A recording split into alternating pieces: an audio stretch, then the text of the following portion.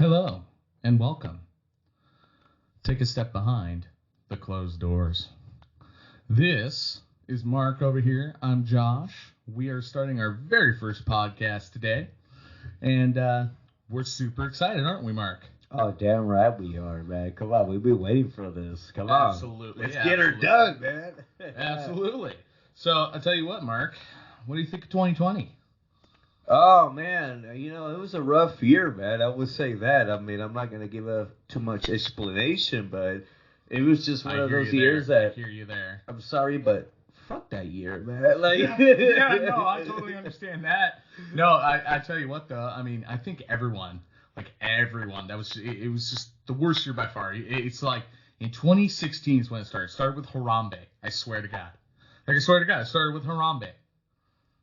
It just started with everything, man. Well, no, exactly. But I'm just saying, 2016 is when it started.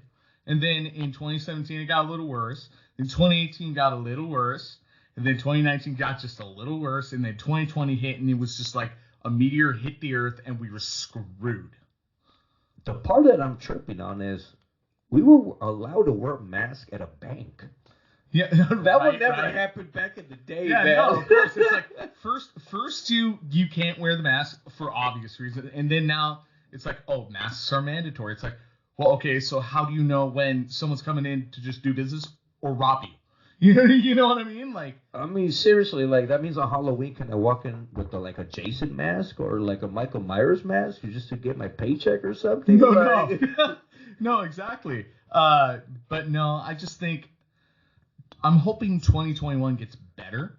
I mean, who knows what could happen in 2021? Who knows? I mean, you know what? At this point, I don't know what's going to happen. I mean, we grew up in an era where, Y2K and Desert Storm and 2012 and, Doomsday Preppers and zombies are happening and you need to get all this canned food and all of that. But I really don't know, man. I really don't know. I think it's just getting to the point where each time something happens, they're just trying to prepare us for something. But at the same time, what makes you think that? Well, think about it like this. When did hand sanitizer and toilet paper become such a big thing after last year? Well, yeah, it's like, what? Were people not washing their hands and were they not wiping or something? So here's my question. Why didn't we invest in that? Okay, okay, you bring up a good point. But here's the thing. Who would have known that all the toilet paper was just going to disappear? I don't know, man. I don't know. I just think it's crazy. But you know what? I am actually, getting down on both knees and praying that hopefully 2021 would be better. Not just for me, but for everybody. Because, well, yeah. I mean, you remember, you and I used to always go up to the saloon and actually go to parties and hang out, and now it's getting to the point where it's like people look at you like a freaking zombie, dude. Well, yeah, it's kind of scary because, this whole lockdown situation has got people literally just looking at us like you said, like zombies. But it's also like we are some foreign alien or something like that. It's almost like they just assume that we're sick. And it's like nobody's actually that sick. If I was really that sick, well, I wouldn't be that. over. That's not true. Well, technically, if I was really that sick, I really wouldn't be at that freaking Safeway shopping for you know who. You know what I mean? Absolutely. Come on, man. Well, and you have to wonder though, with how many deaths that they're talking about. I mean, could those numbers be real? Because this has already been, something that they've said, and I've read this in various sources. I've seen it on various independent news sources and such. Right. Where, if you don't die directly of COVID, you die of something, totally unrelated. So let's say you had a heart attack, right? Mm-hmm. Well, or a stroke or something. Yeah, exactly. Yeah. Now, I've read that if you have traces of COVID, like if you test positive for COVID after you pass away, they will label that as a death. Now, don't quote me on that because for all I know, that could just be, some hot air. Well, I mean, that could also be a conspiracy theory but then again, you know what? I can actually back you up on that because I haven't met anybody that actually caught it. Yeah, neither have I. I've heard people. And the crazy thing about that is I've met people that say somebody else has it. Right. But for me to be in contact or people that I know personally, none of them has had it. Right. Now, I will say this, though. My cousin actually contracted COVID, and I don't know if the rest of his family caught it, but I do remember my cousin caught it, but he's better now. And it's passed. He got through it, and, I haven't heard anything about it since when he caught it. So it makes me wonder, well, okay, he did okay. And he's, what, in his, early 40s? And I'm pretty sure this is a guy that's in good shape and healthy. Oh yeah, absolutely, because he works in the tree business. Oh yeah. So, well, and not like climbing trees or doing any of that. I mean, like Christmas trees and wreaths and things like that. He's in that business, but he still goes out, with his crew, and they'll pick, all the pine cones. And that's the crazy thing. Sorry to cut you off. That's the crazy thing because they say you cannot go out there. Do you remember the time when they say that if you were actually going to walk in groups, I think it was like what, 29? No, it was early 2020 actually. I think it was like around February when they said that if they saw you with people, there was only like 4 to 5 people. Yeah, I think so. But the thing about it is this: if it was that dangerous, why would you even be out there with people in the first place? That's what it is. Well, and that's why they did the lockdown. But if you look at other, let's say you look at things like the Spanish flu or, the Black Plague and things like that. I mean, those were super deadly. And, back then, the newscasting and all that kind of stuff, it wasn't so, I guess, in your face. I mean, it was obviously everywhere. Well, yeah, definitely, man, definitely. Because I remember when the Spanish flu came out, they were blaming the Mexicans and all of that. I'm half Mexican, man, so, right. But people were looking at me like weird. But the funny thing is, wouldn't Easterly be all messed up because we're all Mexicans, Right. Well, then people look at us weird, But the thing about it is this. I think this is the part where we just really not just do research, but like YouTube and CNN and all of that, but like just do research by different doctors. Because remember, when we grew up as kids, what do they always say? You can't ever take one advice from one doctor. It usually takes 2 to 3 doctors. Right. But at the same time, I never got it. There was 1 week where I shit you not, I did not take a shower. I touched my face. Yeah. I went to go pick up stuff for roommates back at that time. Right. And kept touching my face. I never once got sick. Right. Well, and that was one of the first things they said when this whole entire thing came about. They were like, "Don't touch your face." But that was like almost about a year ago, and I've been okay. Right. Well, and you have to think too, though, because we're so far into the pandemic now. This is going on a year that this is, been going on. And so you have to think, well, by this time, of course, there's going to be a massive spread. Of course, there's going to be, millions sick, thousands dead. I mean, that's a natural course of a pandemic. And being a year later and we're still dealing with it, there's a possibility that we could be dealing with this until 2022. I mean, that's what the president said. That's what, Fauci said, right? Dr. Fauci, he actually said we could be dealing with this. We could possibly be getting into the worst of it as of right now. That is true, but you know what? As a matter of fact, I was actually thinking about this, and now I'm not trying to throw out a conspiracy theory or anything, but have you ever noticed that the digital media? Yeah. And I don't mean digital media like the news or anything, but HBO Max, Xbox games, everything that's digital, right, are giving you discounts and everything because they know that you're home. Yeah. I'm not saying this is real. Okay, everybody that's listening out there, I'm not saying that this is real. Okay, so don't think of me as somebody trying to start a conspiracy theory. But isn't it crazy that all of a sudden now that you know that you're home and that like they're giving you those discounts? Because I've been watching more Netflix in my freaking life, dude. Well, yeah, because you're stuck at dude, home. when Cobra Kai came out, dude, I watched it right at New Year's Day, dude. I mean, even though we knew that it was going to be on Netflix, but still, like people cannot go out to the theater. People cannot go out and do stuff, So, like, this is the moment right now. If you're doing something digital, you're making money, dude. Like... Well, and that's the whole thing is like, I mean, think about it this way. So it's kind of funny that you bring it up because, yeah, wasn't that around the time that things like Disney Plus and all those major streaming services kind of came out? Not even just that, man. I actually found out that Disney Plus actually gave you a bundle. I think it was Hulu and also ESPN Plus.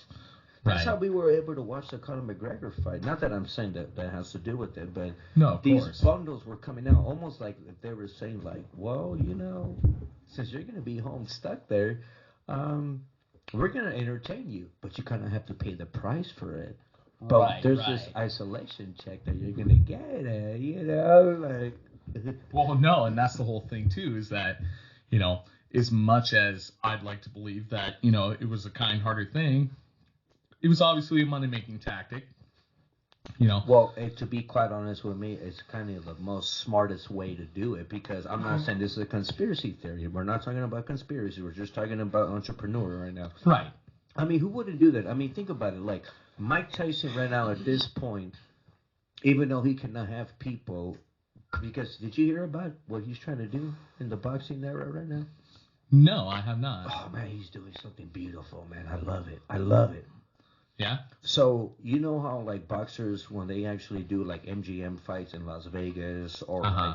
all of that, going to you know the UK and all of that, it's all done by a contract, and that's where they get mixed up because in the UFC they always put the top contender, sorry, to go against each other, but when it comes to their business, it's always a contract, and they wait for the right moment when you can make the most money. Mike Tyson actually said it's called Legends Only League, which is Okay. LOL. By the way, I respect what he said because he said that if you want to go fight, Yeah. you could be a woman, you could be a celebrity, you can have someone that has boxing experience, Yeah, yeah. or even a retired boxer. Yeah. There's no contract. Yeah. You know what he does? What? He wants to pay you out of his own paychecks. See, okay, now that's cool. I think that is fantastic. Because nobody's grabbing you by the balls. Right, right.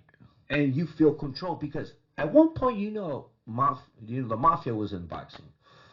Let's just be honest. Well, of course. I mean, well, and back when boxing first became a thing and then it got big, Well, it used to be one of the top sports. some people took dives. I mean, somebody will punch you with the jab, and they made it look like you got knocked out by a right hook. Well, yeah, of Like your course. mouth guard came out, and you know me, I know experience about that, and I'm sure you're not dumb enough to not understand the physics of when someone hits Right, you. right. But when you see something where you're like, dude, like that looked like a 3-year-old knocked you out like that. I mean, what do you weight, like 235 almost? Yeah, I weigh about 230. Yep. Like how can my son, who's someone's that small, knock you out? And it's funny because you would think, well, nobody can do that, but just a little quick jab like that? No, no, no, no. It doesn't work like that, No, it man. doesn't. But he's actually trying to work on that. And I think that's the thing right now that people need to invest with because right now we're at that time where people are desperate, man. They're Yeah, super people are desperate. desperate. No, Yeah. they're super desperate. I mean, why are we doing this right now? Well, and I don't want to say it's out of desperation. We actually wanted to do this. Oh, of but course we've always wanted to do Yeah, this, yeah, but yeah. you know But what? When I know what you're but, saying, but though. when people tell you, you gotta stay at home and do stuff. I mean, there's people right now that are competing in competitions and video games right now to make money. Well, yeah, and that's the whole thing.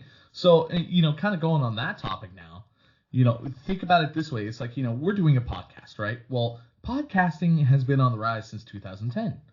I mean, it started out, there were a few, but then over the years, it's just gotten more and more popular. There's millions of them out there now.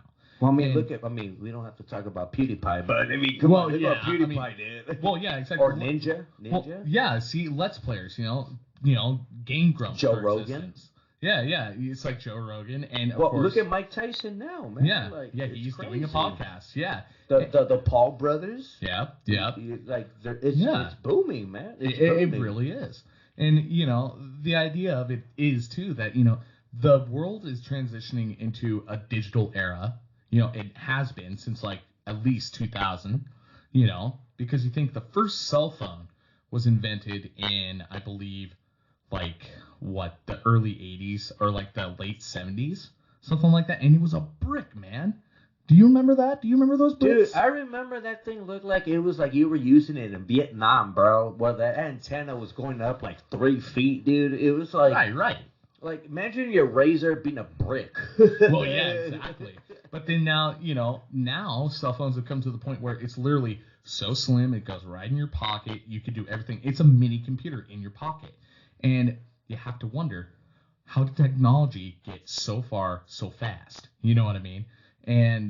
But you also have to think too that it could be a boon. It can obviously be a fantastic thing, but at the same time, you also have this new sort of digital economy that's coming out of it, and things like Bitcoin, things like, just any cryptocurrency, and then you also have things like you have to forgive me, I'm rambling, folks. But you also have, what am I trying to say? I don't know why I did that. He's thinking too hard right now. Yeah, I guess I am. All right, bartender, I think I'm cut off. Yeah, cut him off, please. Cut him off, please. No, you know what? I do get what you're saying, but there is one thing that I do have to say is, speaking about technology, I respect it and I love it, and I will never will disrespect anybody who's in there that's actually been working on that for the rest of their lives to actually Absolutely. make their. Yeah, well, you also got to feed your kids and make money. Well, of course, and that's the whole idea. The only thing I do have to say is there's a pro and a con on that, because I've noticed now that technology has become a worse drug than drugs are now when it comes to kids. Mm-hmm. The reason why is because you remember when you and I were kids. Oh, yeah. I mean, by the way, people, we didn't grow up with each other. We're from different states.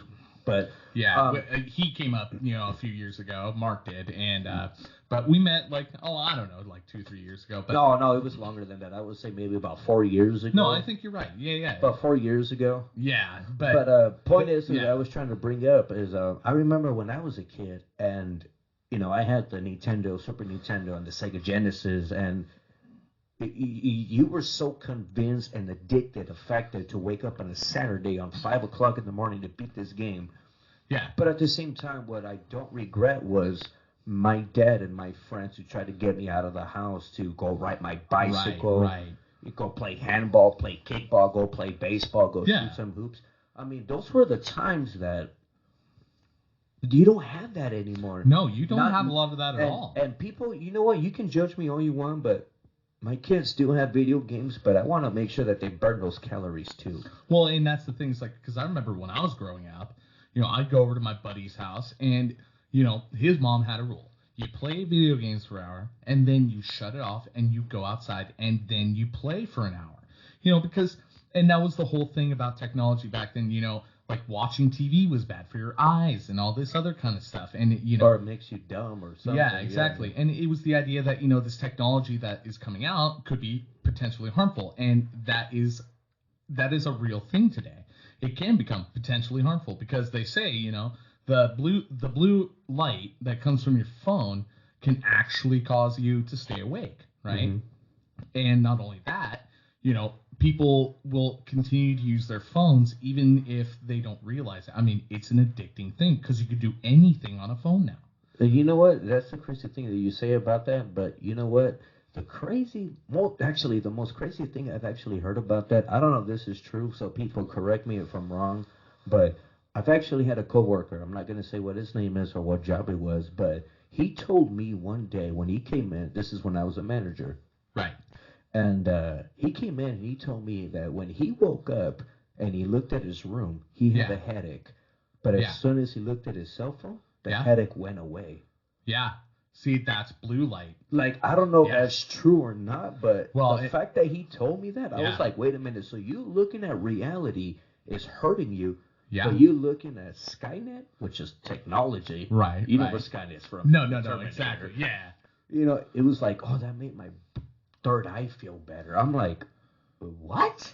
Yeah, well, and that's the scary thing about technology, coming out. I mean, again, earlier I said that technology can be a boon. It can be such a wonderful thing, but it's a drug. Yeah, it is. It could be just as addicting as like cocaine or alcohol or anything like that. Yeah, coffee. I mean, and that's where in my personal opinion, I've seen many, health gurus and other folks online that, they say, limit the amount of time that you spend on your phone because it will mess with you. And me personally, I've experienced this where, you know, I'm just having a lazy day. I'm laying in bed. I'm on lockdown. I can't go anywhere. I don't want to go anywhere. Well, I mean, you know? there should be some days where you just want to lounge it, you know. Like I'm not perfect, nobody's perfect. People can work, 6 days out of the week, but what if Sunday is their day off and they just want to watch football? They're paying their bills and all of Right. that, like you should deserve one day just to relax because. Well, of course.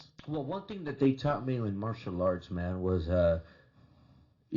you can try to be that kind of person that can work out every day because they show you in movies, Right. that whole 80s montage where Yeah. every day you should work out. But they also say, too much working out is bad for you. It's kind of like water. Yeah. You gotta, Yeah. I mean, they say water is the most purest thing that you should drink. Yeah, but but if if you you drink drink too too much, much, you're fucked. Yeah, exactly. Well, and going back to what I was saying, I personally experienced this with phones.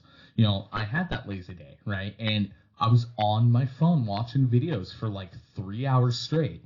And then I remember I went to go get up and literally the world just started swirling and everything. It was like I took a hit of acid. Like it was that You bad. just went through like a DMT experience. Yeah, right. And but it was just so wild because it just seemed like reality itself was just shifting in front of my eyes. I thought, whoa, what happened, dude? And, I've experienced that a few times when, because I'll get sucked into a show. Like, I'll go on YouTube, and I'll watch some of my favorite channels and so on and so forth. And I'll get sucked into it. I'll be watching new episodes and I'll be, watching all the old episodes, what have you. And then, I get up and I have that experience, because I've been sucked in my phone for that long watching this content. And that's not to say that, the content that's out is bad for you. It's not, because a lot of it could be educational. A lot of it could actually be very entertaining as well. Well, you also have to actually be careful with that because some people do say some things about, like, I'm not going to say which website, but it's like Encyclopedia One. Yeah, right. And sometimes they get their facts incorrect. Well, yeah. I mean, and that's why, a lot of those websites, they have moderators, they have people on staff that, Definitely. What I'm trying to say is you kind of have to go down the rabbit hole to actually figure out information. Well, yeah. And that's the other thing too is that, if you're looking up information, and this is where, again, technology could be great, it could be a horrible thing, it could be, both things.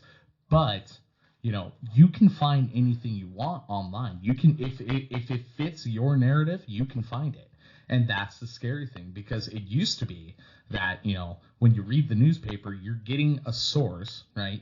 Actual journalism where you actually seek to find the truth and you want to report it. That is true because I remember my dad back in the day. I mean, it changed now. And like I said, no conspiracy theories or anything. Okay, I respect any journalism out there. But my dad, I remember back in the day, he used to tell me, don't watch the news, just read the newspaper. Yeah, right. But we don't have newspaper. I mean, we do, but it's everything through your phone. Yeah, exactly. I mean, you can still. I mean, they show you notifications now these days, like you can wake up and bing. Yeah. Well, and, prime example, on my phone, because I got the new S20, about, I don't know, 4 or 5 months ago. Baller. Right. But, that being said, like, when I got that phone and it's called Newsbreak, right? It's this, it's like a news app that comes on.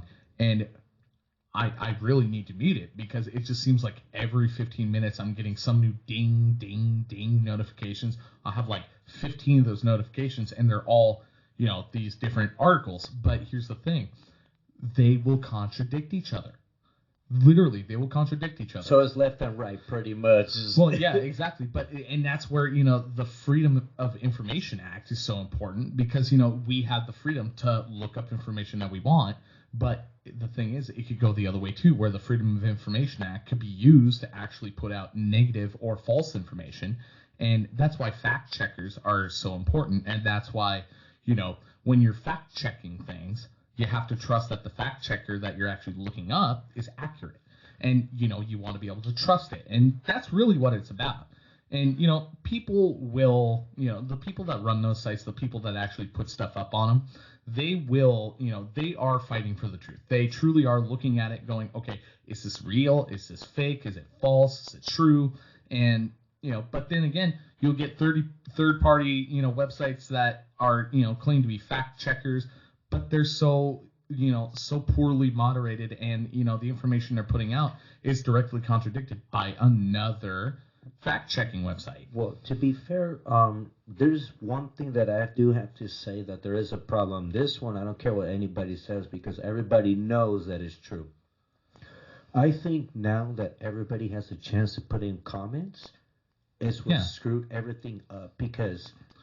Well, okay, for those of you commenting, we don't actually think that he's just going off on a tangent. No, definitely not like that. Because every true comment, people that puts a comment are putting in through their perspective, but those keyboard warriors that want to just start stuff. Well, yeah, the trolls. Well, it's not even a troll because I can troll anybody just to have a great time. I mean, I can. Well, yeah. I mean, I'm a Dallas Cowboys fan. I can troll, any of my friends that are Eagles fan and troll them, Right, but right. The trolling where it gets to a point where it gets personal. Exactly. See, that's where trolling can. Yeah. Well, the reason why it gets bad is because this person knows. I mean, we're up here in Washington. This guy can be trolling us from Virginia or any other state, Yeah, we're not calling you out, Virginia. That's just an example. I love you, Virginia, by the way. Don't worry about that. All right, my ex-grandpa's from over there. But like any other state can actually be like, oh, well, I'm going to say this because I know there's no way that this guy's going to attack me unless he's a psychopathic killer that actually knows. No, exactly. But I just think we just need to keep it in a way where you can give me your opinion, but I mean, I'm sorry if we think in a different way. Right. Well, and that's the point of opinions. I mean, am I really going to get in a fist fight with you because you like Coca-Cola and I like Pepsi? Well, absolutely. And that's red and blue right there. Well, yeah. But that whole concept in itself is stupid because you think, okay, you like Pepsi, I like Coke, right? And, well, that's not, I mean, we like both, obviously. But, for example, it's like you. By the way, I don't even like soda. Right. Or a pop, how to say it up here. Yeah, but so anyways, the fact of the matter is, like if he likes Pepsi and I like Coke, it's just like Mark said, I'm not about to go sock him in the face because, oh, you're a Pepsi guy? Oh, well, let's get it on. You know what I mean? Well, no. I mean, it's just dumb. It's just dumb. And you know what? How you brought it up earlier about 2020, and how it is and all of that. I think was just the time where people were just trying to find an excuse just to get mad at somebody else. But I think we're just getting to that point where we're just so isolated and so mad at life that we want to get mad at people, but not all of us are like that. No, absolutely. Well, and it's frustrating. You get cabin fever, man. And, you want to talk to people, but, there's so many people online. When you're behind a screen, you almost feel like you're invincible. You can post whatever you want, and, I mean, if a moderator catches you and takes you down, that's one thing. But a lot of comments like that don't get taken down because, the freedom of speech and all that kind of stuff.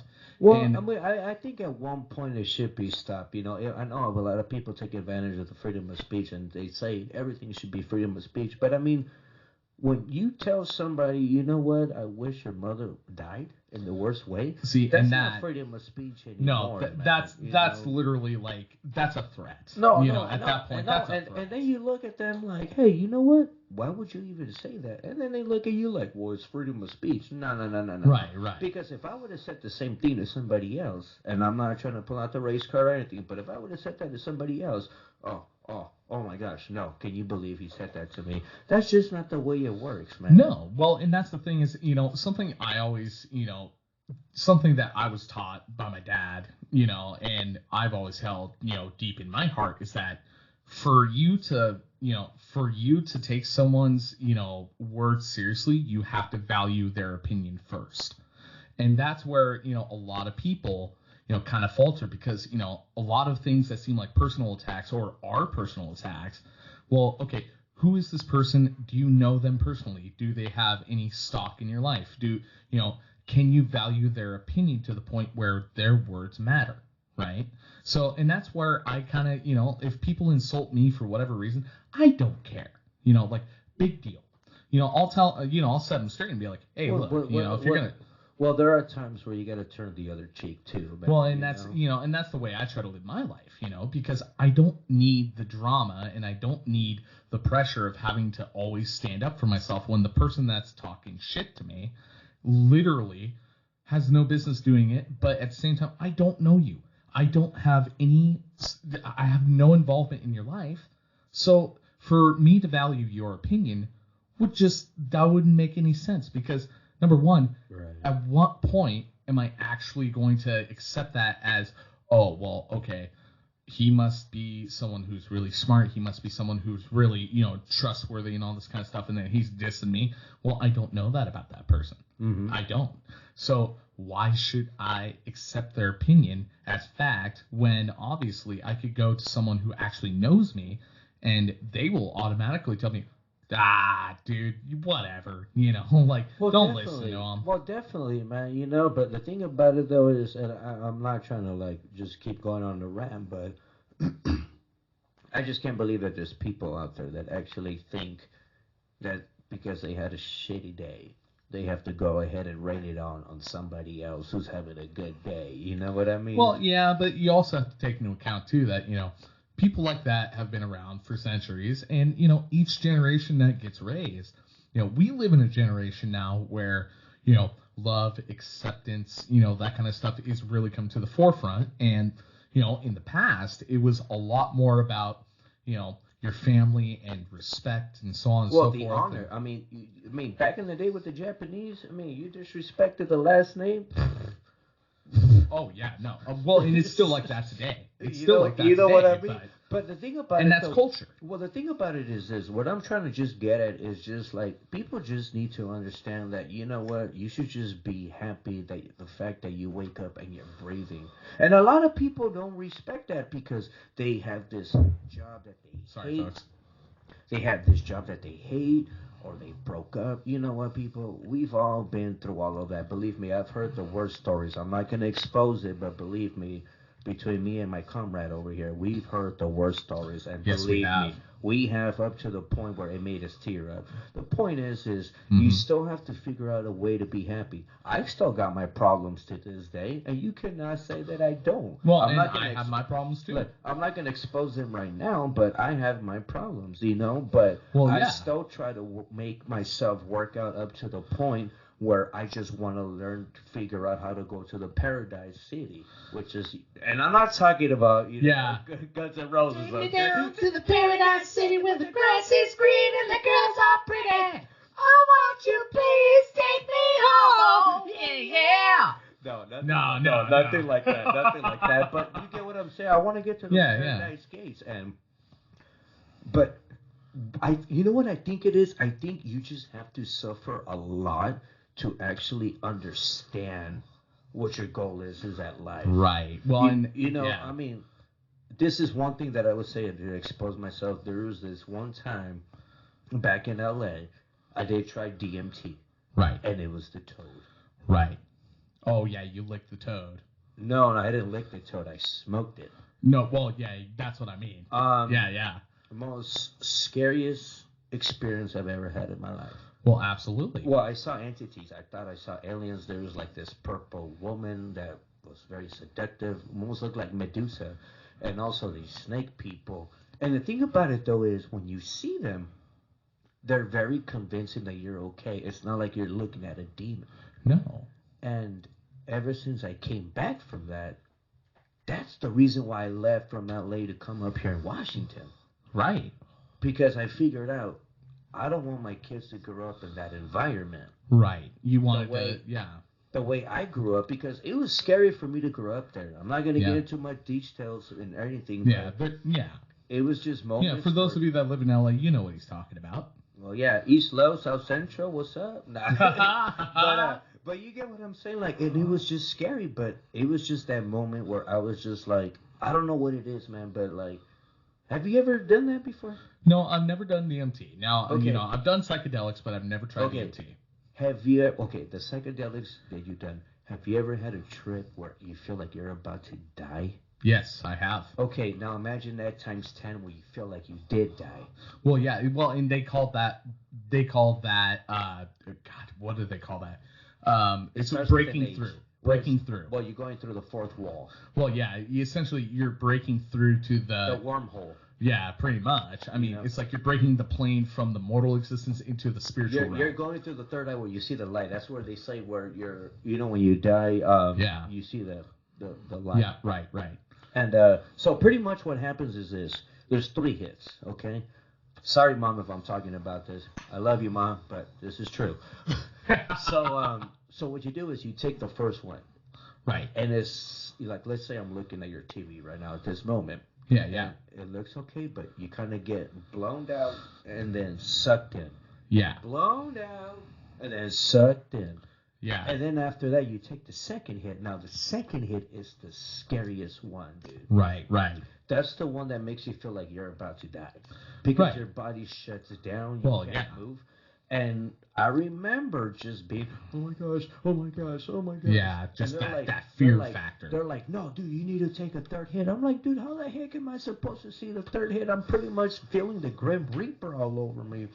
And I'm like, they're like grabbing me with, touching me, not like sexually, but like very calm, like, Right. it's okay. Very Convincing that yeah. I'm not going to really die. Yeah, And then they gave me the third hit, and it's just like God releases you to the wormhole, like, boom.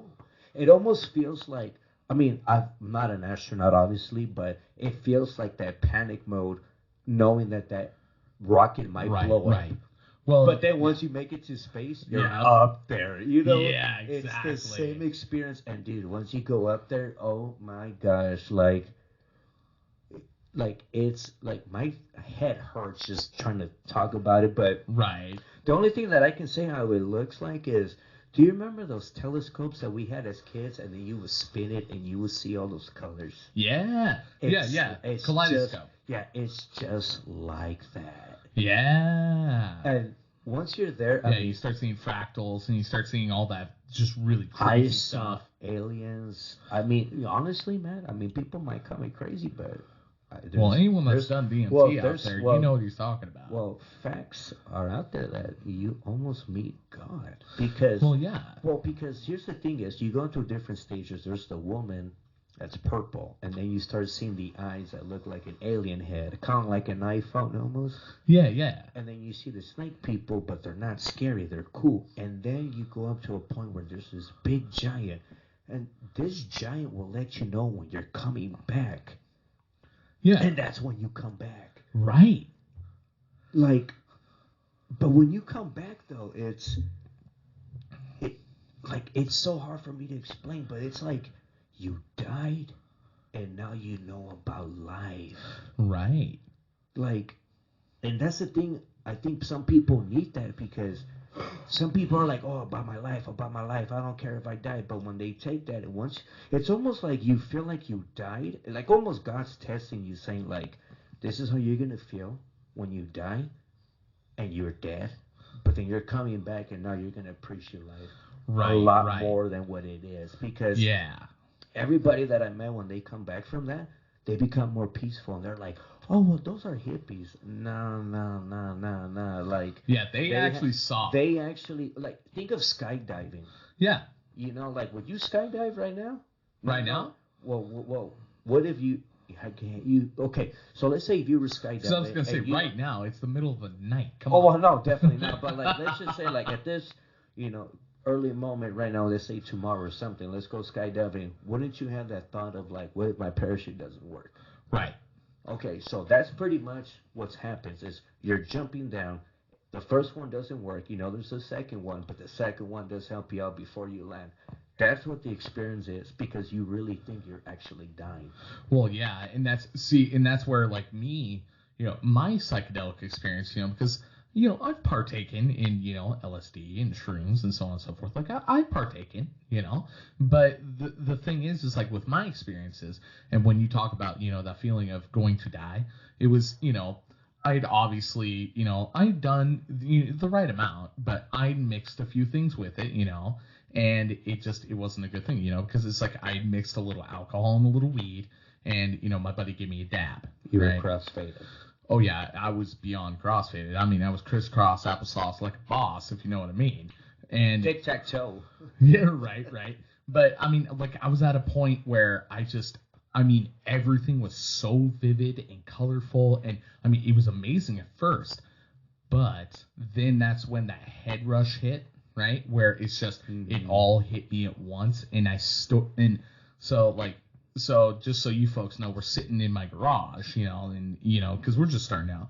But so if you picture this, we're sitting in the couch about, in the middle of the garage, and at the time, I only had chairs in here and like a little tiny stool that was like a table. We cleared it all out, and so I sit down in one of the chairs, because I got up and was like, whoa, like I just got the head rush, and then I sat down, and all of a sudden it all hit me at once, and I looked up and I had this poster. Well, yeah. Once you start getting that, Yep. And so like I look up and I have this. I don't know if any of you will know exactly what I'm saying, but that kind of optical illusion type poster where it's like when you turn on a black light, like it'll glow, but it looks like it's sucking you into the middle, right?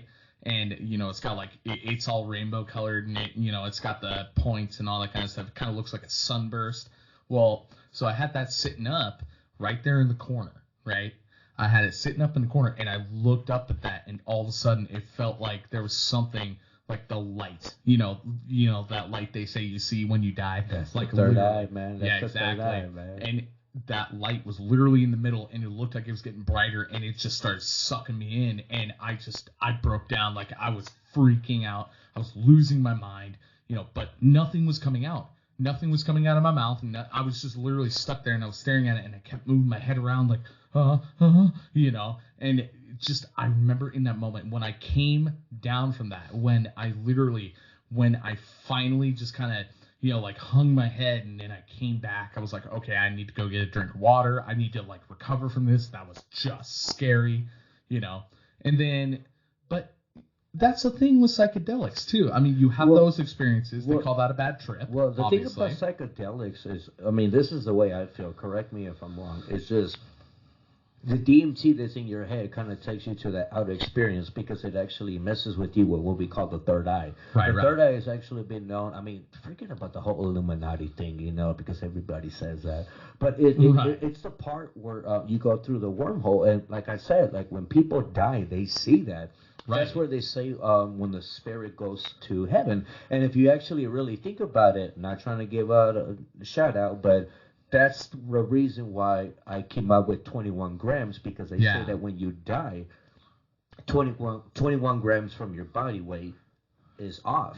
Yeah, and that's what they call the weight of the soul. Yeah. So, I mean, they say it's almost similar. I mean, we really don't know, but it's just crazy how that drug or medicine, because people call it that now. Right. Well, you think like ayahuasca and things like that, like ayahuasca tea, because that's the That's the one that I tried. That's the one that I tried. And by the way, okay, yeah. Oh, that's why I was tripping balls. Yeah. I mean, I was drooling. I mean, yeah. It was... Well, and people go down to Brazil and they go down to South America. Oh on pilgrimage. No. I was in LA. I'm not saying you did that. I'm just saying, other people will actually go on a pilgrimage to, of self-healing. Have you seen those videos? See, the way I had it was I was just on the couch and I was laying down. First, I started off like in those yoga, crisscross applesauce position. Yeah, exactly. And then after I felt it on the third hit, they laid me down.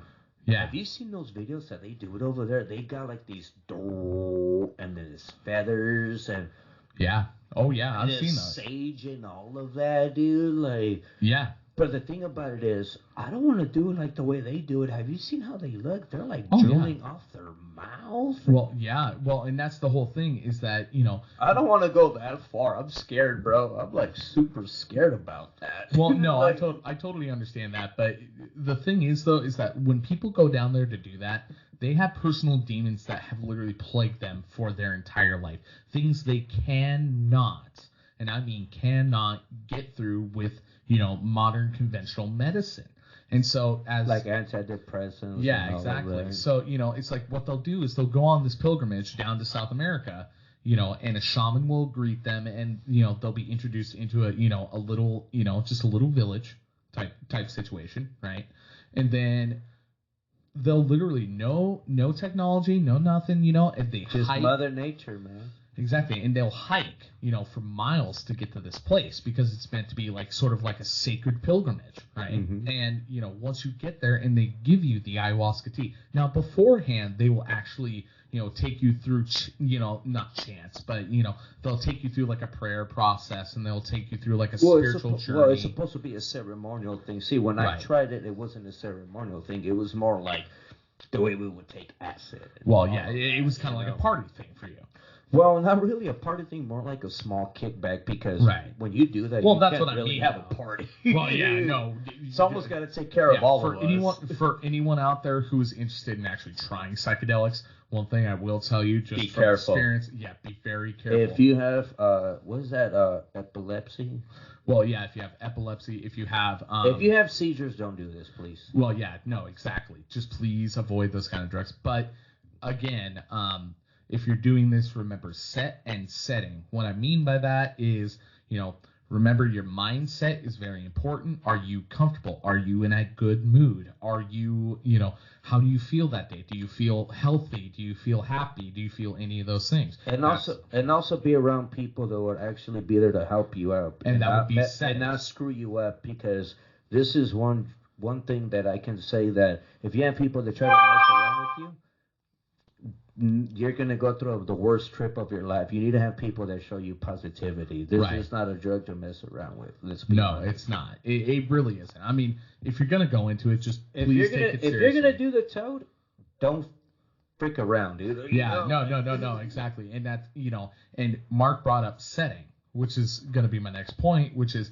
you know, be in a place where you're comfortable, be around people that are, you know, that you're comfortable with, you know, make sure that they're there, you know, to have fun with you and not lose their mind or, you know, play tricks on you, because, you know, I've had that where, you know, I dropped and, you know, a buddy of mine was just, you know, he's just doing mean stuff the whole time, and, you know, it ruins the trip. You know, it truly ruins the trip. By the way, speaking about DMT and all of that, by the way, everybody who's listening to this, and actually, if you're a little terrified to try it, I can figure out another way to give you a life hack right now. I was actually watching YouTube not too long ago, Yeah. and there's actually a breathing technique where you Oh, can yeah, I've actually heard about that. release DMT. Yeah, I've heard of I that. actually tried it. I couldn't do it for the whole half an hour because, Right. obviously, for not to expose myself, but certain conditions that I have. And Uh-huh. I gave it a try, and the first try knocked me on my ass to go to sleep. But I felt levitated. I didn't Right. see anything, but it was more of my body just feeling. Okay, people say it's lightheaded. I felt it more like spiritual lifting. Well, yeah, and that's the whole thing is like, you know, that particular breathing technique you're talking about, it does cause lightheadedness, but that's the thing. So, But you know, I didn't feel like my equilibrium was messed up. You know what I mean? Like, have right. you ever had It's not like something- hyperventilating. Well, imagine when you're like getting on a carnival ride, like the UFO Yeah. one, and you're Yep, spinning yep. and you're breathing. Your equilibrium's like, whoa, because it was spinning. I felt like that, but I was still focused. I was focused up to a point where I felt comfortable, and I just felt happy. Well, yeah. Well, and that's another thing too, is that, you know, so with that breathing technique, so it's akin to hyperventilating, but it's not. It's hard to explain without actually, like, you know, a video demonstration. Well, actually, you know, doing research about that, and correct me if I'm wrong, fans, okay? But I forgot. Oh God, what country does this? But it's the 4 or 5 different levels, from your sexual organs to your Yeah, stomach. you're talking about the chakras. The chakras. Where's that from again? So that's Hinduism. That's 7 chakras. Yeah, right? that's Hinduism, that's Buddhism, that's Shintoism. That's kind of the basis of their. Well, that's what Yeah. they say. How that actually works, also. Right. Which is crazy because, I mean, so many different people are trying it, and they just come back like, "I love you." Well, yeah. Well, and that's the thing is that, so, you know, if you want to look at it from, you know, a deeper perspective, the real goal, you know, and a lot of people wonder, well, what is the meaning of life? Well, the meaning of life from all that I've, researched and, looked up and talked about, or not talked about, but like, just kind of, put myself through to learn, what I've learned is that, for a lot of people, and, what I think is true love is the meaning of life. It's to learn how to love unconditionally. You know what I mean? Like, and that's really what it comes down to. And you look at the world now the way it is. I mean, you can love unconditionally, and it's easier than just, it's like when you hold a grudge or you are mad at someone, it takes so much more effort than just forgiving them and moving on. And at the same time, we're human. We can only do so much. But on the other side of side of the coin, you also have to take into account that to love someone, especially unconditional love. I can respect that. Yeah, you kind of it doesn't matter what they do. You simply say, you know what, I forgive you. You did what you did, because you can't undo things that you've done. You can't do that.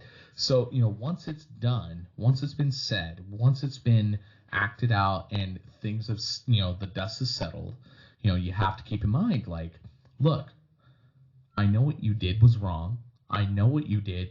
It could have been anything. It could have been heinous. Well, what's one thing that Mike Tyson said? Because I saw this on this podcast not too long ago. He said, forgiveness is more powerful than a bullet. Absolutely. It truly is. And this is coming from someone with so much hatred, like he actually said it, like, I used to be a bad MF, but he actually said, I found out that, forgiveness is more powerful than the bullet, because you're right, it takes a lot more guts to actually go up to somebody that you don't like and say, you know what, I forgive you, or can you forgive me, rather than start a fight.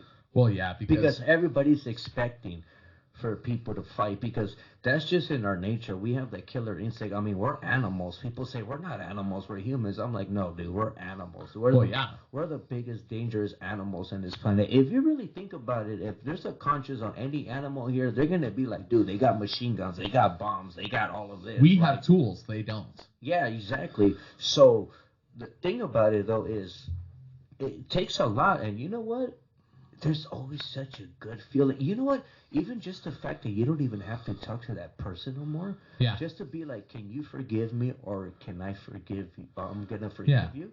Right. It's just this weight that is just off your chest, man. Just off your chest. Yeah, exactly. It's the most beautiful feeling ever, man. It is. It truly is. Well, and that's why, it's like I never get mad at, I'll get mad at people. Well, you're only a human being, man. Exactly. But it's like, as much as I'll get mad at someone, as soon as they show up, as soon as I talk to them, immediately, all that anger and all that frustration that I felt immediately melts away, because once I'm in the presence of that person, I realize, okay, I was wrong to be that way, and this has happened so many times where just someone just royally pisses me off. I think it's happened to everybody, actually. Right. And, it's just, but once they're in my presence, it's like, I always talk it out with them. I explain where I'm coming from, and, it's like, but I'm never angry about it. Like, I don't yell at people, and I don't like to be I'm not a violent person.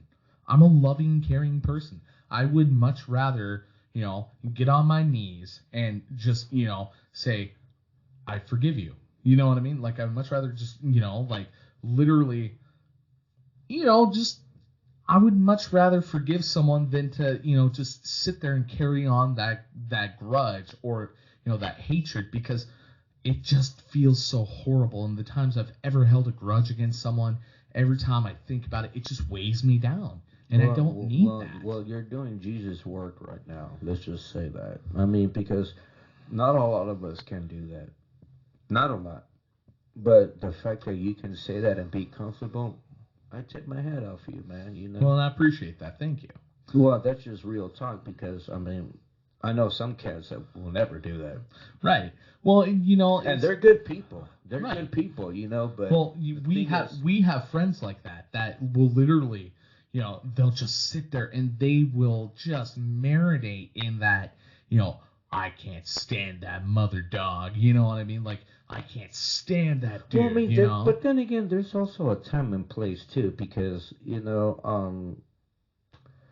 they're also. I mean, see, that's the part where I kind of contradict myself because I like to turn the other cheek, but if I have my kids and someone breaks in, Yeah. I'm not turning the other Well, and cheek, see, man. well, and that- you well, know, and, like you know, you have to think though in that situation though, you have to protect your kids. I have to protect my kid, and not just that. I got friends that live there too, man. You know, Yeah, like and- I got to protect the whole house area, man. Well, yeah, and that's because someone has malintent for you. You know, those are the kind of people that, you know, it's like when they do that, you know, it could be that they don't have any choice, or they, you know, they just, and it could also be that they literally just don't care, and, you know, they could be a sociopath, and they literally just want to, you know, get what they want, and they're not going to listen to reason for whatever reason. Or you I'm know? messing around with this girl. Right. So I'm messing around with this girl, you know. Yeah. Don't be hating. Right. Don't be a play hater. But no, I do get what you're saying. But like, there's a quote that I actually heard too. Correct me if I'm wrong, but I guess there's a part where Jesus said, "You can trade your clothes for a sword." Yeah. Well, So that's yeah. letting you know right there that you can change, you know, in exchange for something for protection. But the thing about it, though, is you have to understand what protection is, though. Protection Yeah. means it's your last, everybody listen, last resort. And what I mean by Sorry that, for everyone wearing headphones. That probably hurt. well, you know but- what? I had to be the voice of reasoning on that one because you get people now that Folks, I'm still teaching you how to use a mic, in case you couldn't tell. Oh, be quiet. Be quiet. No, be quiet. I did that on purpose. Okay. No, I'm just giving you a hard time, buddy. I'm giving you a You hard got time. magic mark up in here, all right? No, but the thing about it is that's the Magic Mark sitting there just like wee woo wee woo. Don't make me get started. Don't you get me started. Papi, don't get me started. No, but the reason why I say that is because there's a lot of people that say about like you shouldn't protect, turn the other cheek. But I always have grew up with protection. Like, Well, and see, it's not wrong to do that. It's not wrong to do that. I've had people here in GH Yeah. that actually told me that I should still turn my other cheek if a man slaps my daughter. No, that's not right. Because if I'm reacting to violence, which is a sin. And I'm like, okay, so if he has a moment with my daughter and she's underage, I'm not going to be explicit, but a moment, and you know it's the worst moment for a dad. Absolutely. Am I supposed to just watch him be like, oh, I'm going to turn the other cheek? No. Well, no, because that's your child. That is your child. Like, you protect children. See, and that's the thing. So it's like you bring that up. So, like, if someone slaps me, right, I can handle myself. I got right? your back still. Because Well, no, I'm not saying that. But what I am saying is that, you know, it's like if some dude just comes up, we're hanging out, he slaps me, you're gonna go, dude, what the f? You know what I mean? Mm-hmm. And then, but at the same time, I can also come back and be like, hey man, why'd you do that? You know, and then he could be all up in my face, and I could be like, you know what? You're not worth my time. Well, first of all, what was the even purpose of him slapping you in the first place? You know, Well, see, that's what you would do. You would talk it out. But if the guy doesn't want to listen to reason, he just wants to sit there and fight you. You can either take him on head on, or you can walk away. Oh no, we can just escort him out. I mean, doesn't mean we're gonna hurt him, but Right. No, but we do have to play security guard at one point. And that's the thing about it. Back to the topic is, you know, sometimes we do have to be at those moments where we're nervous and we feel like we're sinning and all of that. But at the same time, it's like, what do you expect me to do? Yeah. I am not just gonna have one of my friends or my loved ones or my kids. Or actually, I should just say my loved ones, because I love everybody that's close to me. Yeah. To be threatened in that level. I mean, do I really have to turn my cheek if this person wants to attack 20 people in my place? Right. No. No. I'm not going to do that. What I'm going to do is do the right thing. Right. And that's to protect the people you care about and that you love. And sometimes you really need to do that. And you know what? I believe in that because, when you read the Revelations, Jesus comes back and he comes back in a war. And if he's coming back with a war, well, then you know what? When I feel like some people are going to come and actually disrespect my kin that are good people and all Right. of that.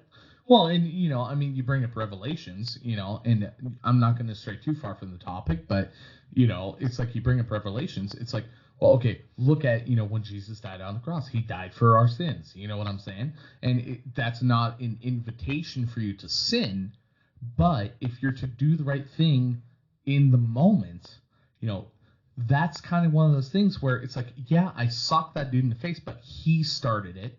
He was attacking me first. Exactly. He had malicious intent. You're just simply protecting yourself. And, as just regular human beings, we do have that aggressive streak. Well, I mean, animals do it. I mean, if I kick a pit bull and he bites me, I'm not going to look at you and be like, that pit bull bit me. Right. No, I saw you kick it. That's why it bit you. Don't try to act all innocent. Yeah. That pit bull was just trying to protect himself, Right. know? But so I'm going to bring it back to the original topic here was, so like, let's say dude slaps your daughter. It's, okay, here's the thing. Children are innocent. Children don't know any better. You know what I mean? If they did something wrong that made you mad as an adult, you don't just simply go and slap them or beat them or do anything like that. You can discipline them between, just like a little quick talk and let them know that I'm disappointed at you. Right. And you see me with my kids. Yes. I mean, what was probably the hardest spank you've ever seen me do? Probably like a flick on their arm or a flick on their head. Yeah, well, my dad used to tug on my ear. I mean, if anybody gets mad at flick, I'm sorry, but at least I don't spank my kids with the paddle, okay? Well, and that's the whole thing is, But the point is I give them a reality check. But I've noticed, though, that when I do that to them, they feel very disappointed about themselves because it's not really the flick. It's more the fact that I disappointed Dad. Yeah, exactly. And they start crying. And the thing about it is, I feel bad too, and they start crying because you know me when it comes to my kids. Yeah. But I also have to play that role of being dominant. Like, no, absolutely. You need to understand this. No, of course. But after they know that they screwed up, I do the right thing. I give them a kiss on the cheek and on the head, and say, and you say, hey, I love you, but yeah. I'm just trying to help you to be a better person because we always want our kids to be a better person than we are. Exactly. So when it comes to them, you know what? And I think I'm doing a pretty fucking good job, man, honestly. Well, dude. Yeah. No, real talk, because you know what? I mean, I haven't seen my kids in a minute, but at the same time, every time I see them, it's like they get upgraded every time I see them. Like, of course. Well, I'm not going to mention any names, but every time they come back from my ex-baby mama's house. Yeah. They're a little lazy and spoiled and, oh my gosh. Yeah. And then when I wake them up, I'm not saying I'm drill sergeant, but I'm like, hey, get up. Help me out with this. Hey, Tony, grab those eggs and do this. Yeah. Ariana, clean those dishes right there. I'm going to cook these eggs right here. Right. Get it done. And the thing about it is they're looking at me like, oh my gosh, Dad's making me cook? Well, guess what? That's going to help you later, how to cook. Yeah. Well, and that's the whole thing. It's like, because I'm not a father yet, although I want to be. But, it's like when I picture, being a parent and stuff like that, I truly, Dude, you got to teach your kids how to survive. Yeah, exactly. And that's what it is, because it's like you look at the younger generation out there, and we're not calling you out. Look, I'm not going to lie to you, okay? I'm not even going to say a name, but check this shit out. I'm sorry if I hung in the mic, but check this out, okay? All right, you go ahead. I know a certain person. Look, I know a certain person who's making money, like doctor money. Not mentioning any names. Her son is doing a very good job right now in college. But years ago, how smart he was and how much of a magnet study he was. Yeah. He didn't even know how to microwave a burrito. Right. No. Hear me out again. Oh, no, I heard you the first time. This guy is in technology almost going to, what's it, DARPA? Yeah, DARPA. But he cannot read instructions. Yeah. On a burrito. that you can buy in a freaking gas station. Well, you know, and And this kid's supposed to be smarter than me? well, here's the thing, though. Here's the thing. So I'm gonna cut you off right there, and the reason why. So hear me out. The reason why that is that so there is a difference between common knowledge and like actual academic Book knowledge. smarts and street smarts. Yeah, exactly. And that's the whole thing is that it's like so. And honestly, in my opinion, I mean, it's like to anyone that literally cannot do like the simplest of tasks or what people would call the simplest of tasks. Just look it up on YouTube. Yeah, right. But no, I am gonna say this though. It's like we personally don't feel like oh my God, what an idiot. It's like we might think it in the moment just because oh come on, but then excuse me, folks. Add a little gastrointestinal issues. Same for me. right. But no, so it's like, but at the same time, we kind of we rewind for a minute and we realize, wait, hold on. Has he done it before? Has she, does she really understand what's going on? My thing about it is this.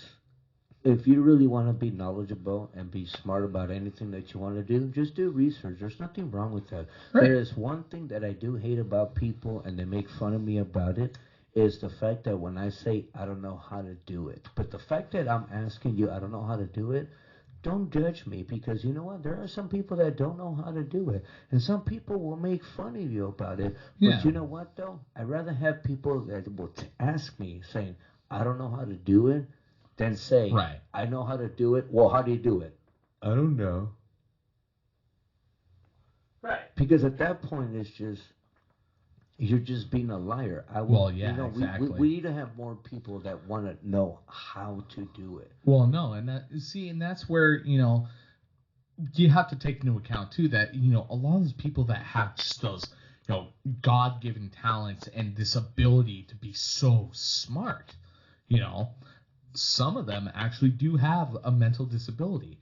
The thing is, like, you think, and this is kind of a this is a bad term to use, because an idiot savant, right? So when I say that, that's not me using a term. No disrespect here. Yeah, no disrespect. It's just I grew up listening to that term, and this is just real talk. Like, right. And I'm not here to offend anyone. It's just that's kind of the word that I grew up with. That's the best way I can explain it, because it makes sense. We love everybody. Exactly.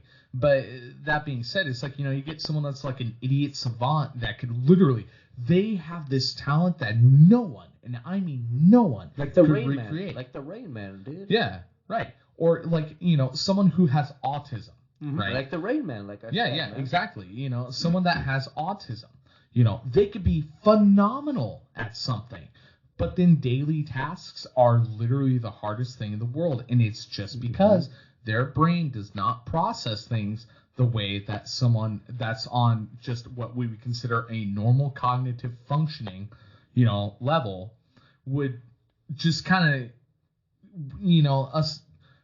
And I don't want to say this way because it just sounds so terrible, but kind of us normies, if you will, we look at them and go, why can't you do that? Why can't you do that? But for those that understand, it's like, okay, I get it. Like, you live in a completely different reality than we do. And when you have a talent that you're really good at and you enjoy doing, and in a way, I almost want to say that they're blessed. Those people are blessed because... Amen, brother. Amen. Yeah, because they can literally do something that no other normie could ever do. And they can actually, they can rock it. And they know they love it and they do it. And because they're so good at it, they can literally make that their lives. I actually just saw a podcast about that. This guy was a professional fighter, but it's almost similarity what you said is when you have that one gift. And Yeah. It was Ken Shamrock with Mike Tyson, and Ken Shamrock was always this aggressive person, and I think he suffered from bipolarism because he just was off the wall. Right. And I mean, he was known as the world's dangerous man in WWF, now WWE, Yeah. with Mike Tyson, and he said it flat out. He was just like, I used to just be aggressive, and that's all I knew. That's all I knew. But then when people were letting me know on the football team, the rugby team, and the wrestling team that I was doing a good job, Yeah. I still did not like what they were telling me because I thought that maybe because I was an idiot Yeah. because of Exactly. his bipolarism. Because he went through a lot of stuff, you know. Right. I can't really recall what he really went through, but let's just say it was bad. But he went through some bad stuff. Anyway, so make my story short, he figured out a goal of how to be humble at what he was good at because he was the type that, with those aggressive sports, Yeah. he had to be always the aggressor because he was being made fun of. Right. But then he realized these people are pushing me to become a captain. Yes. It's not because they're making fun of me, Right. even though I have this problem. Mm-hmm. They were pushing me to be a captain. That's exactly And then right. he started rocking that C on his jersey and Yeah. rugby and football Yep, and yep. the wrestling team. He was, I mean, no, I think it was Kurt Angle. I'm sorry, but Ken Shamrock. He went through that stage where he was hurt and he still was able to get a gold medal. Also, you know? Right. And it's one of those where you're just like, whoa, like. Yeah. But he said, no, I've always had mental health problems. Like, Yeah. Right. I've Well, always been yeah. crazy, you know. Right. So what I'm trying to get at is, we're not trying to put down anybody or anything, but if they do have a hobby or a passion, just don't give them the 9 yards to push. Give them the whole football field and give them that touchdown because there's some kids out there, man, that have potential, man. Yes. Dude, Absolutely. I've seen so many kids out there, man, that have potential, and Yeah. the parents are just like, well, you should be a doctor. You should do this. And it's Well, like, yeah, but that's not honoring that kid's abilities or desires. don't get me wrong. I still feel like somebody should always have a paycheck in their pocket. Mhm. But if they have this ambition that they love, I mean, sky's the limit. I mean, why put them down for something that they have this therapy of? I mean, I personally think that people don't really need therapy. They just need to find a hobby that they can Well, get out on. well, and that's the thing is like, because so many people, you bring that up now, so many people, especially like in 2020, you're seeing all these new trends coming out, and you see that all these people sitting in their homes, they're making videos on like TikTok, and they're making videos put on YouTube, and Girls showing off their bodies, men showing off their bodies. You yeah, know, right. But it's like you get this whole new culture where literally you're, excuse me, literally you just have free time, and you can do the things that you wanted to do, and it sucks that you're sitting inside, and it sucks that you're stuck at home and all that. But kind of that's stuff. the best time to do. I mean, dude, look at me with Lilith. Yeah. You know what I mean? Okay, by the way, everybody, Lilith is my bass guitar. So I just started practicing with her closely about a year and a half. Yep. Not that great. I'm no Flea or Les Claypool, okay? But Right. the point of the matter is, as Josh is my witness, I've been getting better. Not that great, but it's just the fact that what we're trying to say is, this is the opportunity of time where if anybody Right. has a habit that you want to get good at or a beautiful hobby that you think you're never going to get good at, just keep doing it. Just Absolutely. keep doing it because, Yeah. some people have that talent and people always try to tell you, yo, you should be a lawyer, you should be a doctor. And you know what? Does that make you happy? If Yeah. it does, then you know what? You better freaking win the freaking Super Bowl when it comes to that. Right, because right. It's hard in these situations, but at the same time, it's okay to have fun. I mean, there's people out there playing Fortnite and making money right now. Right, dude. right. Like, you get what I'm saying? Well, like, yeah, exactly. But that being said, there's even people making money on their podcasts right now. There's people out there just playing in their garage and just getting YouTube views. Yeah. Point is just like, with these isolation times, we just need to figure out that, the paycheck needs to come in, but don't forget where your real true artist spirit is, Yeah, because absolutely. don't lose it. And I know it's a hard time, people, believe me. I know out of all people from this podcast what a hard time is, And I can second that.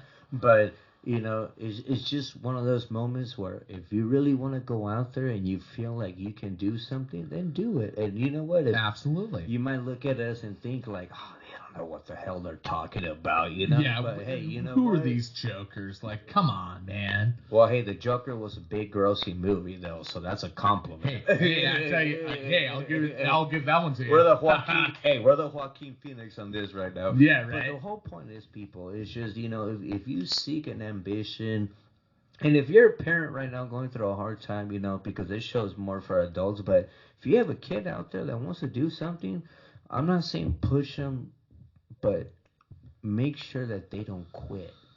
Absolutely. Because Absolutely. quitting is what makes you a loser. You can lose, but Right.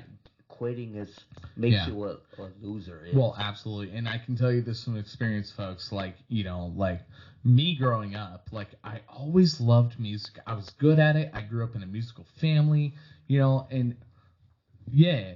So, I used to, I wanted to do music. I wanted to do all these things. And, my parents always told me, like, hey, that's great and all, but can you make money at it? Can you make money at it?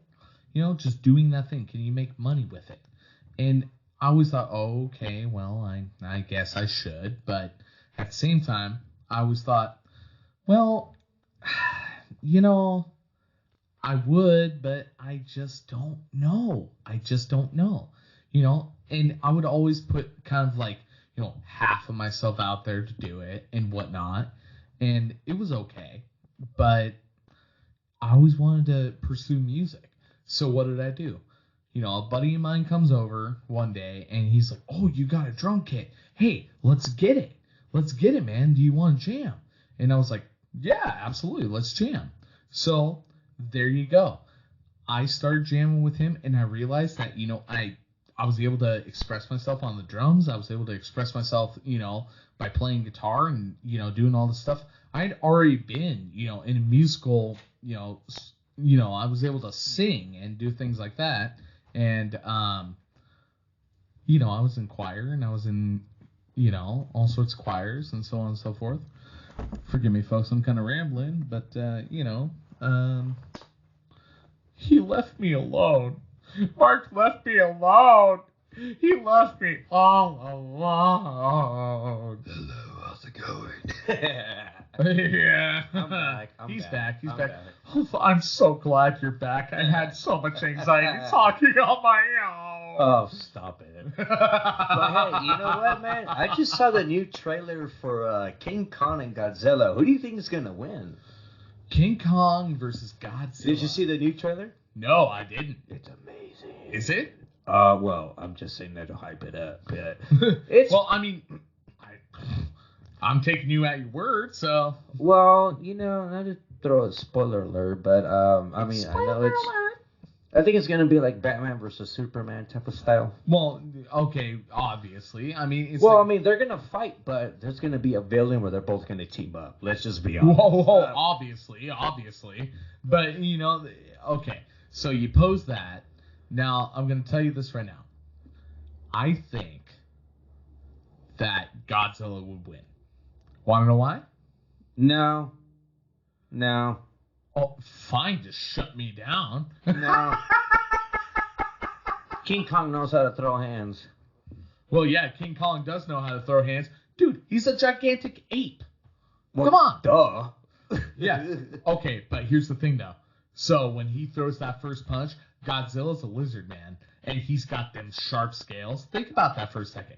Literally, he throws the first punch, and he just kind of glances off, right?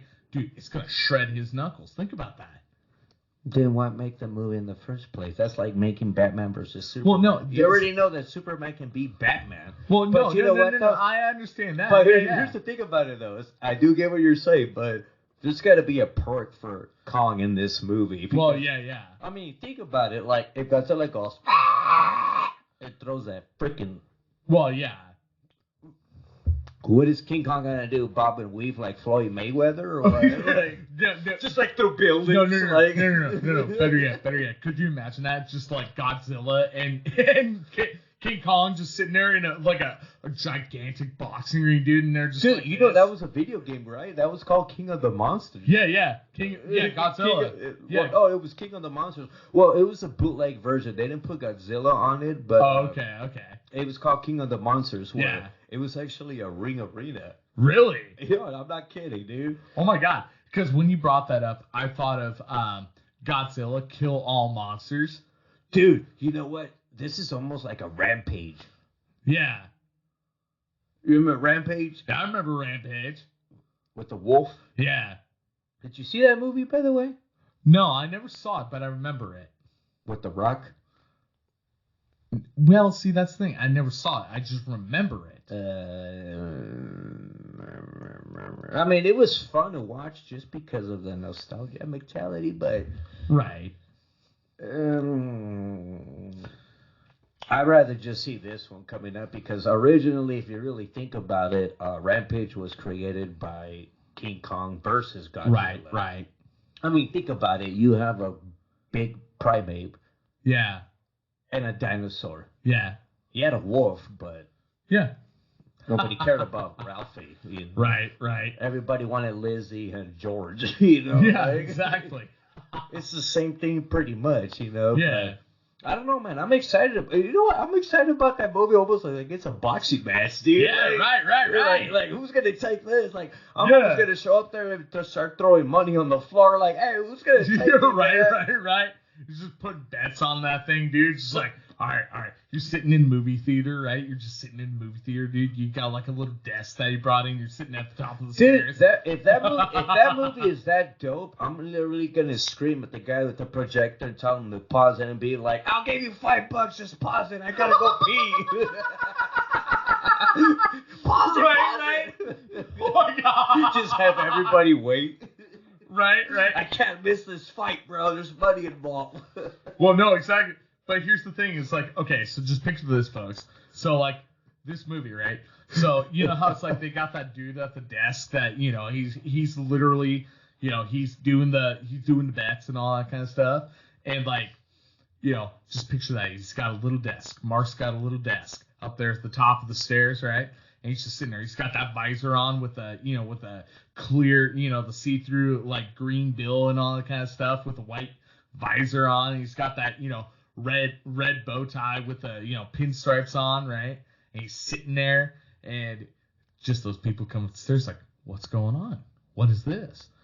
And they go up there and it's like, all right, who's on? What's up? Well, if it's gonna go who's on, then this is what will happen, man. Because you know what? It's gonna happen. When it happens, it's gonna happen. Yeah. Because we're gonna throw in some money. The problem is how much money we're throwing. Because when we throw money,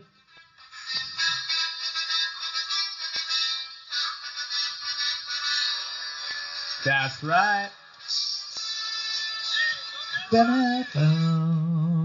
hey, if there's money gonna be involved in a fight, you're always gonna throw the Rocky theme Well, song, yeah, all right? absolutely. I mean, come that's on, quintessential. That is quintessential. Dude. Hey, you know what's crazy about that? What? You know, since we're talking about fights and all of that, I actually found out that there has been more people that actually started boxing after that movie. Yeah? Well, think of it like this. I mean, we're talking about two monsters, but I was watching this documentary about how when people think about competition, and Right. they would literally use fictional characters Yeah. for that. Yeah. I mean, it gets to a point where it's like, who do you think will win, the Thing or the Hulk? And these are pro fighters trying to compare to that and say who will win. Like, but then again, it goes to a point like, who really would win? Like, Yeah. I mean, who will win, Superman? Oh no, not Superman. Batman or Spider-Man? Ooh, I'd say Spider-Man. Whoa. No, I would say Spider-Man. I'm dead ass. Why? Because he can lift up cars. No, not even that. Nah, dude. Think about it. Now you understand how this gets started. Yeah. Don't even get me started, man. Come on. Don't even get me started. Oh, forget about it. Batman will win, hands down, 9 out of 10. Oh, Maybe yeah? one time. What's your reasoning behind that? The Batman card. I mean, come on, dude. I mean, the guy defeated Superman. What the hell is Spider-Man gonna do? Well, okay, you got to think about it this way, too. You got Batman. He's got tools, man. He's got tools, okay? He's got the Batarang. He's got, he's got his tool belt, man. I mean, and yeah, he could literally, like, do all sorts of stuff with all of his tools. But you got to think, Spider-Man, hella fucking reflexes. He's got his webs. He can literally, like, fly around the room. I mean, he's got super speed. Well, not super speed, but he's got those, spidey reflexes and all that kind of stuff. And, like, dude, if he throws Batarang, all Spider-Man has to do is just, like, right? Just shoot a couple of spider webs at it, dude. It'll literally, like, okay, I'm just, like, kind of losing it right now. He's a Spider-Man fan. I'm a Batman fan. That's what it is. Well, yeah. If we're being honest. But you know what? I do like Spider-Man a lot. It's just I grew up a lot more with Batman. By the way, now we're going to go on this comic thing now. No, the reason why I like Batman more is just because it was the first superhero that I ever got introduced to. Because I remember being about 2 years old. I mean, goddamn, I was just... I can't even remember too well, but that was the first movie I've ever saw in the theater. It was the one with you told me that story. Tim Burton with Jack Nicholson and exactly. Keaton. Yeah. And I remember before I went to go watch it, my dad showed me a couple episodes of Adam West, and that was a corny like Yep. By the way, that was not copyrighted, okay? But, not copyright. The whole holy Katniss, Batman, Oh my god. But when I saw that, I think I was just excited because it was my first theater experience with my dad. Right. I mean, do you remember like the first time you watched a game with your dad or something cool with your dad? Like. Well, I mean, yeah. I mean, since I was a little kid, but that first experience and right. That was probably when the first time the Hawks went to the Super Bowl. That was a long time ago. Yeah, it was. That was a long time Unfortunately, you guys lost, because I was rooting for you guys. Dallas all the way, woo, but I was still rooting for I was still rooting for the Hawks against the Steelers. Don't hate on me, okay? Well, hey, I tell you what, the Hawks were the underdogs on that one because, dude, we hadn't been you guys anywhere. had Jerry Rice for that season. Right. All right, so like he was a 49er, and Jerry Rice was one of the greatest running it was the greatest receiver. But anyways, back to what I was saying. It was my first movie experience, and I actually have to say, as much as I saw Adam West as Batman, I actually first fell in love with the Joker as Jack Nicholson. Right. Well, Jack Nicholson was one of the best Jokers. Well, a lot of people like to say Heath Ledger.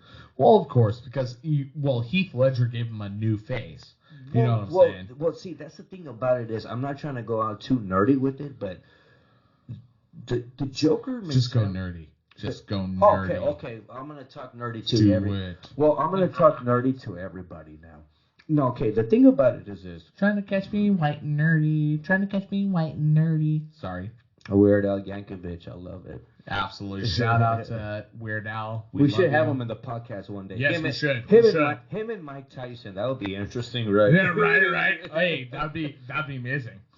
Joe Rogan, get over here. Hey, I'd love to have the Game Grumps on this one. Woo! hey, one at a time. One at a time. But anyways, the point is I think the reason why I liked him was because it was the first time where, I know this is going to sound creepy, but it was the first time I actually saw a villain as a kid that he just didn't give a fuck. Right. And he did it in a very theatrical way because when I saw that Joker, I I love you, Cesar Romero. I mean, you were the original Joker, live cast, But when I saw him, I was like, wow.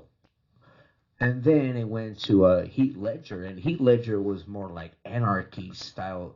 You know, when I think of The Dark Knight, I actually Yeah. think of it more as a mafia movie, and it just so happens that Batman's involved in it. Well, yeah, I can totally see that. Almost like a Martin Scorsese, Quentin Yeah, Tarantino exactly, movie. You know, exactly. Brian De Palma. Yeah. Like you're watching The Godfather, Yeah, know? yeah. And then when I saw Suicide Squad, I was like, Jared Leto, I love you, but well, I know what they were trying to do with you because I forgot what comic it was, but there was a Joker that had tattoos. He had like a dragon tattoo. I'll show it to you later. I wish I had a laptop. Yeah, right that's now fine. Yeah. to show you.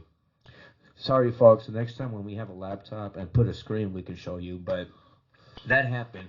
But then, did you see that Joaquin Phoenix Joker? No, I didn't. Oh man, dude, you're missing out. Well, see, and that's so, folks. Just so you know, I'm that person that literally I didn't watch movies growing up. So, and I get all this, like shit talking where they're like, "Oh, you haven't seen that movie. You haven't seen that movie. You haven't seen that movie." And I'm just like, "Well, no, I haven't seen the movie. I want to, but I just kind of, I mean, it is what it is." You know what I'm saying? That is true. That is true. But you know what though? That movie, the reason why I like it a lot is because it had a lot of people thinking that it was going to be a bad movie to actually make people feel like it's okay to be evil, but that's not the whole point of the movie. I look at it as don't mess around with people when they crack to that point, because once they crack to that point, there is no turning back. No, there's no turning back at all. And that was the biggest problem with that movie, because I'm not trying to give you spoilers alert. There's only a couple kills. No, there's only a couple kills in that movie.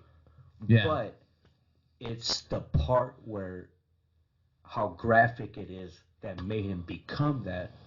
But this is somebody that has been manipulated all of his life by people. And us, I mean, dude, Yeah. we've all had that one moment where we're trying to be nice, but once we go to that asshole mode, Yeah. it's not because we wanted to, it's because we had to. Yeah. We needed to. Yeah. For protection, or to just show somebody like, hey, just need to stop this because you're making the world worse, Right, right. And that's the reason why I love that movie. I mean, one day when you stop by at my place, I'll show you the movie. Of course. That's pretty much the movie that, I mean, this is not the Joker that can go against a Batman, but it is the start of the Joker disease. Because Joker's. Yeah, he's psychologically damaged. Yeah, I can die as a Joker, but you were inspired by me, and then you become another Joker. And right, so right. So, yeah. Kind of like the Zelda complex. Yeah. Yeah.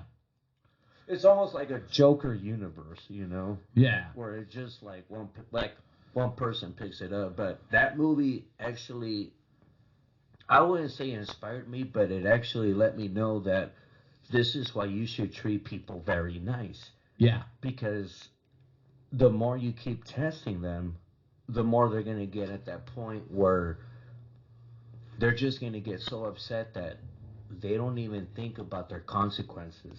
Yeah. They're just going to go on a rampage mode of just thinking that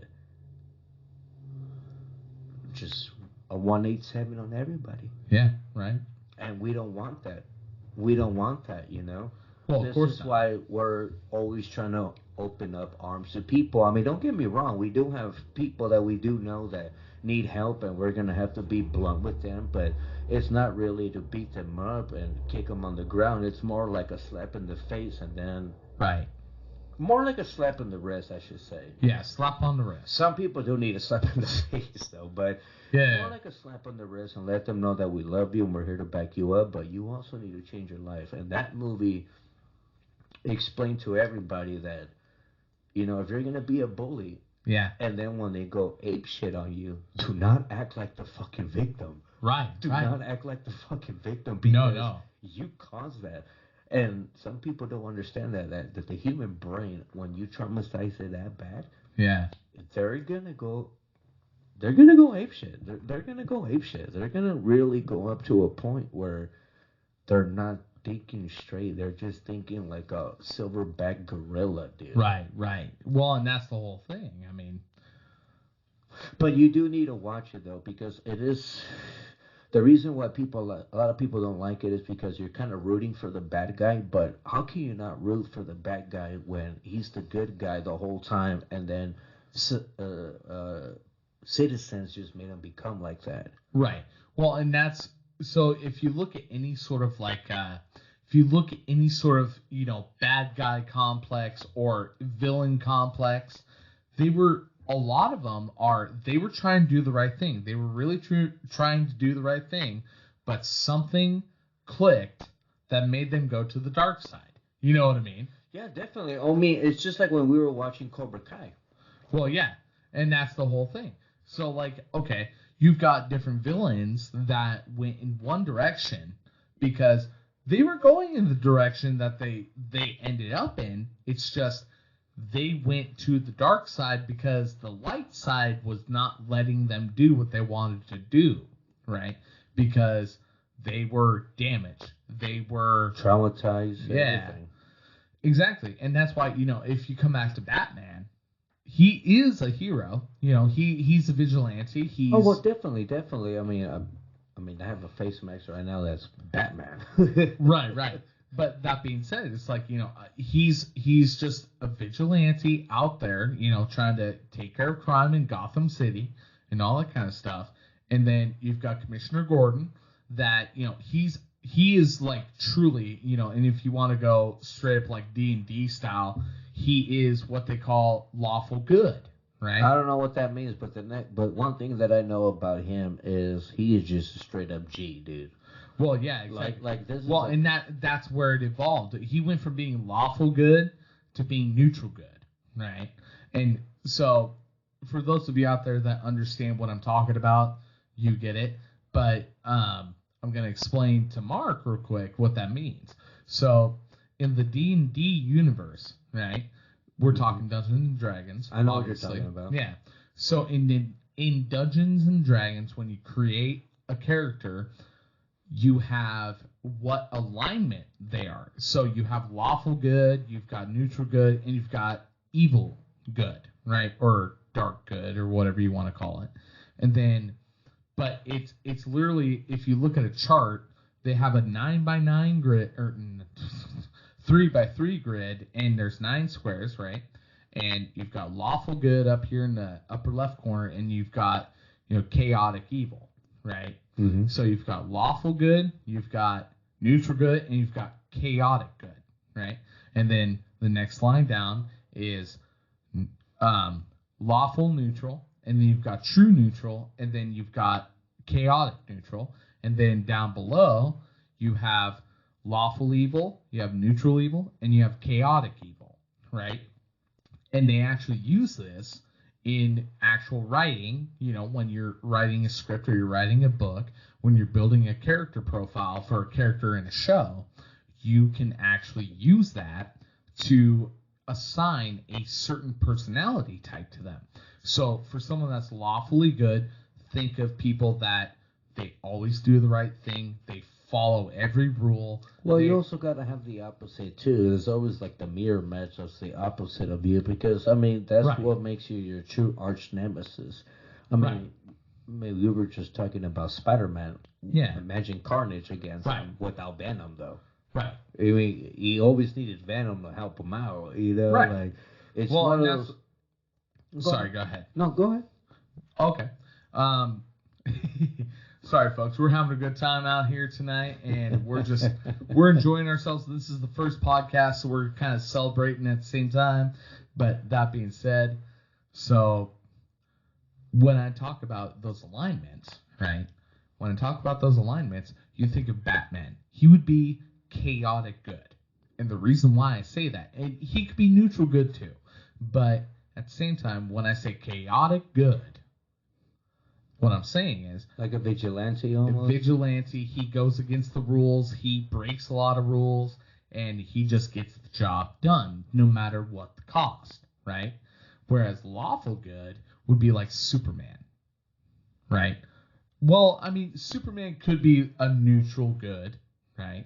just because, he does come across certain situations where Well, it's like, that's the thing about it, though, is Batman has killed some people.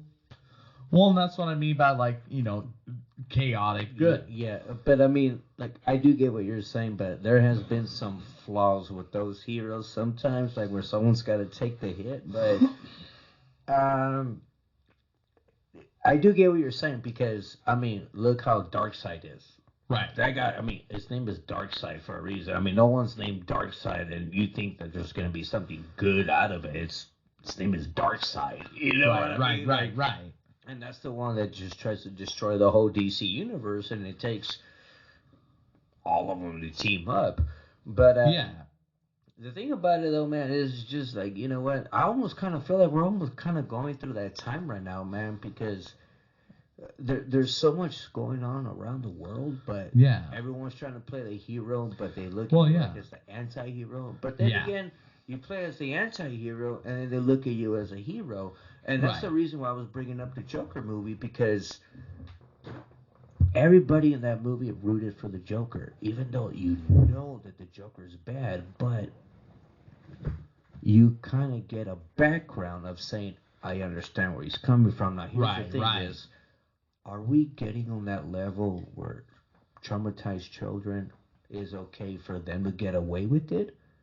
Because some of us have gone through some stuff that we should have went out there and caused chaos, but they will look at us different. Are we in the age where, because you're going through chaos, and you can get away with it now? Right.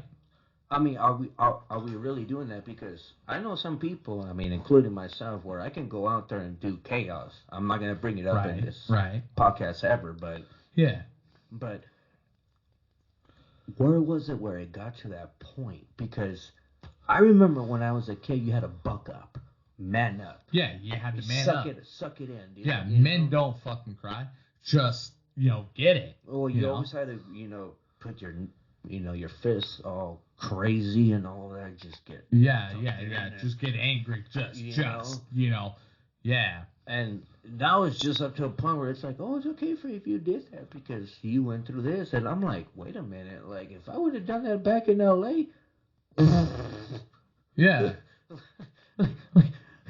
they probably would have tried me as an adult, man. Well, I'll tell you what, folks. We've had a good time. We truly have a good time. What would you say, Mark? I would say I had an actually excellent time, and we actually went a little further than what we thought. And I'm sorry we kind of rambled on this. This is the first episode. We're kind of just... Absolutely. And I would consider this more of kind of like a, celebratory episode because, hey, it's the very first one. We're just trying this out, and we really want to go somewhere with this, so why not? You know what I'm saying, bud? Oh, definitely, man. You know what? And I'm sorry if I kind of sound a little blunt about this episode, but then again, this is behind closed doors, so we're just going to talk about how it really is out there, and we're not trying to offend people, but we're just trying to really talk about what's really going down, and just hopefully everything comes with peace and love. Of course, we're going to have a dispute, but you need to have a dispute in order to figure out how to love each other, Absolutely. They always say that arguments always brings friendships and lovers more closer after they squash the beef or they bury the hatchet. Absolutely. But you know what? If we're gonna be out, I gotta do this one. I gotta give the Marky out. Mark is out, and I'm out too. And I tell you what, tune in next week. We're gonna have a brand spanking new topic. We're going to have a brand spanking new idea. We're going to have our equipment in order because we had a little bit of technical difficulties earlier. And we also had, some other people that were going to join us. And, well, things went a little south, but that's okay. Tune in next week. Those folks will be in. They'll be involved in the conversation. And it's going to be a whole nother world. So, again, thank you for joining us. This is Behind Closed Doors. We love all of you, and we'll see you on the next track. All right. Ya tú sabes. You can see us anytime over here. All right, folks. Have a good night. We'll see you later. Buenas noches. Bye. God damn. Yeah, we went on a rant, bro. We went on a rant so bad, I'm a little hungry now.